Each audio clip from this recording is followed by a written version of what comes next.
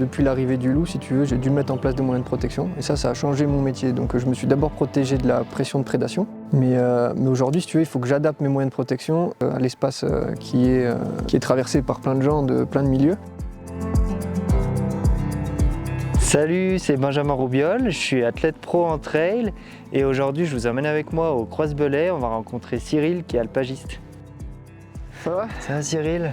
T'as le temps d'aller boire un café? Ouais, volontiers, ouais. Non, ça va? Avec plaisir. Okay. Hop. Merci beaucoup. Toi en montagne, tu rencontres pas trop de soucis avec les chiens dès que tu t'entraînes? Ouais, bah, c'est sûr que passer proche des zones de pâturage, c'est toujours un peu conflictuel parce qu'on croise des troupeaux de chiens qui viennent un peu protéger. Donc au mieux, on évite ces zones-là. C'est vrai qu'il faut rester calme. Le chien il est là, il fait son travail et surtout éviter de l'exciter. De toute façon, on sait qu'il faut rester zen quand même et puis ralentir l'allure.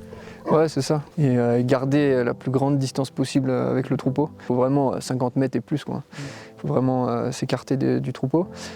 Et sinon, quand c'est pas possible, dès que les chiens viennent vers toi, tu t'arrêtes comme tu as fait tout à l'heure. Tu t'arrêtes, tu te stoppes, tu attends que les chiens viennent vers toi, viennent te sentir, identifie la personne et retourne au troupeau après, quoi. Parfois, les chiens te laisseront jamais repartir et je pense que pour éviter des risques d'accident, il faut pas hésiter à faire demi-tour. C'est que ça peut être dangereux.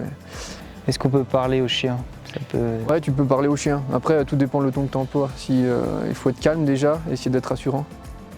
Et tu vois, la spécificité de cet alpage, la commune a mis un dispositif en place, c'est l'arrêté des chiens de compagnie. Ouais, j'ai vu ça. Et pour nous, franchement, ça change tout pour le boulot, quoi. Et on peut pas stopper une meute de chiens de protection contre un malinois et puis le soir courir après les loups, quoi. On parlait beaucoup de la nuit, de randonner la nuit.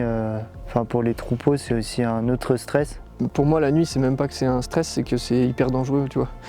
Moi, la nuit, il y a de la prédation, donc je mets mes brebis dans un parc restreint et autour, je mets mes 7 chiens à l'extérieur pour qu'ils puissent poursuivre les loups.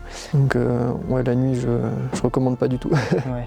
Et au niveau du passage des randonneurs, tu vois un peu des bonnes évolutions? Tu vois, c'est vrai que j'ai eu l'impression cette année qu'il y avait beaucoup de personnes qui passaient dans un décor vraiment, et toi, t'es là avec tes brebis, tes chiens, et les gars te regardent des fois même pas, tu vois, ils passent à fond la caisse. Et par rapport à il y a 10 ans, il y a du mieux, c'est sûr, parce qu'il y a plus d'informations, donc globalement, je pense que les gens sont un peu plus informés. Et après, il faut avoir conscience de là où on va. C'est vrai qu'en montagne, c'est pas qu'un espace de loisirs, de randonnée, mais il y a aussi un contexte socio-économique qui est très segmenté et complexe. On peut essayer de faire cohabiter toutes nos activités et dans les cas où ça peut devenir dangereux, il faut prendre des décisions peut-être un peu plus fermes, bien sûr.